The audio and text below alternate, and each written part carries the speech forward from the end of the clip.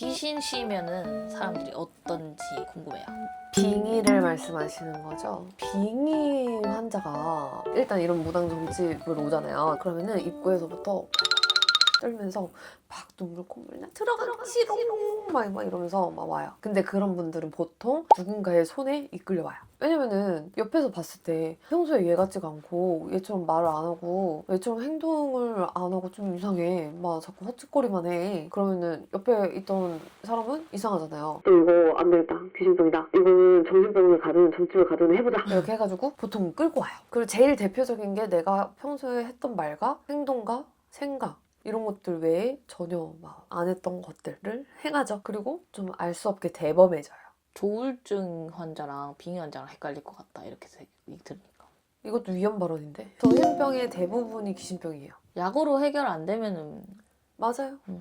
약으로 해결되면 정신병인 거고. 맞아요. 100% 귀신병이다 이건 아니거든요. 근데 대부분은 귀신병이에요. 특히 조울증, 공황장애, 우울증이 제일 대표적이에요. 근데 본인은 모르고 살지. 근데 100%다 귀신 관련해가지고 빙의가 됐다 이거는 아니에요. 빙의가 되는 사람도 있고 반빙의가 된 사람도 있고 진짜 내 주변에 맴도는 귀신도 있고 나만 쫓아다니는 귀신도 있고 다 달라요 그거는.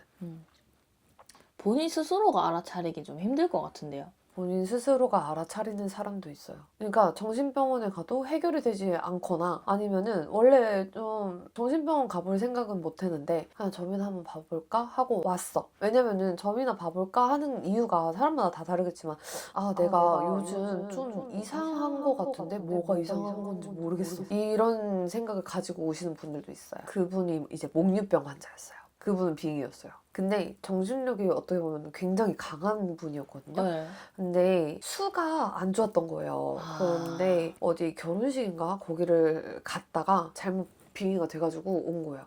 근데 미치기 일보 직전이었던 거지. 근데 그걸 어떻게든 누르면서 꾹꾹 참고 누르면서 살았던 거야. 근데 자기가 결혼식을 다녀오고 나서부터 뭔가 이상하대. 근데 뭐가 이상한지 모르겠대. 근데 가만히 있다가 갑자기 막 화가 난다고 해서 다 화를 내고 살진 않잖아요. 그냥 평소라면은 화가 난다 정도인데 화를 낸대요. 그러니까 자기가 좀 뭔가 이상한데 뭐가 이상한 건지 모르겠어요. 이렇게 온 거예요. 그리고 제일 크게 이상한 거는 그 사람이 화경을 봤는데 밤에 뭘 자꾸 돌아다니는 거예요. 집에서 막 뱅글뱅글 돌아요. 이런 모습이 보이는데 이게 뭐예요? 이러면서 그게 목류병이구나. 본인의 모습인 것 같은데 집 구조는 이렇다. 이 집이 맞냐? 이러니까 저희 집이에요 이래요. 근데 그래서 이렇게 뱅글뱅글 돈다. 그랬더니 자기라고. 왜냐면은 자기가 펫캠 그런 걸로 뭔가 아침에 일어나면은 뭔가 바뀌고 이러니까 한번 돌려봤대요. 그래서 자기가 밤에 막 그렇게 돌아다니고 막 그랬대 집에서. 그래서 그러면은 이거는 뭐 어떻게 하자 이러고 솔루션이 나갔죠. 그래서 잘 해결됐어요. 근데 그렇게 좀 지혜롭고 현명한 분들이 있죠. 그리고 객관화가 잘 된 사람인 거지. 내가 어떤 사람인지를 잘 알고 있는 사람이고 나를 대면할 수 있는 용기가 있는 사람이라고 생각해요. 멋져요. 이야. 그러면 이거 떼어내는 비방이 선생님들이 할 수 있는 거 말고 또 있어요? 일반인이 할 수 있는 거? 특급비율이에요. 아, 네. 일단 상문이라는 말 들어보셨죠? 네. 그게 결국에는 그냥 귀신인 거거든요. 네. 근데 그게 결혼식에 가서 또는 장례식에 가서 이런 데서 묻혀올 수도 있어요. 근데 상문으로 인해서 열, 오한, 두통 이런 게 좀 반복이 된다. 그러면은 이 세 가지로 죽을 써요. 김치? 죄송해요, 악필이에요.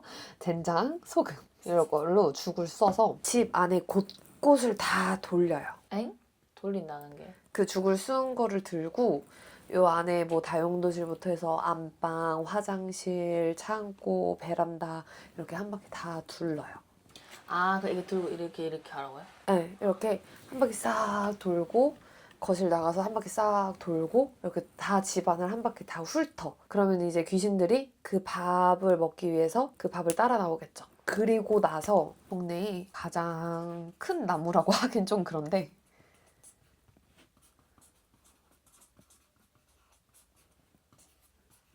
요거를 여기에다가 두고 오세요.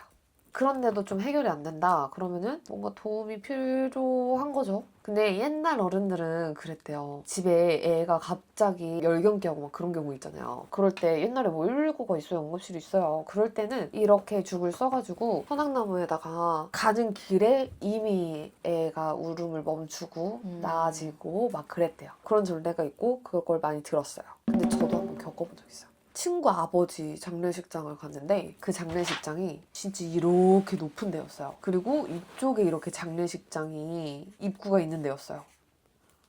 여기가 주차장이고. 그러면은 여기를 걸어 올라가야 되잖아요. 근데 이때는 제가 무당이 아니었거든요.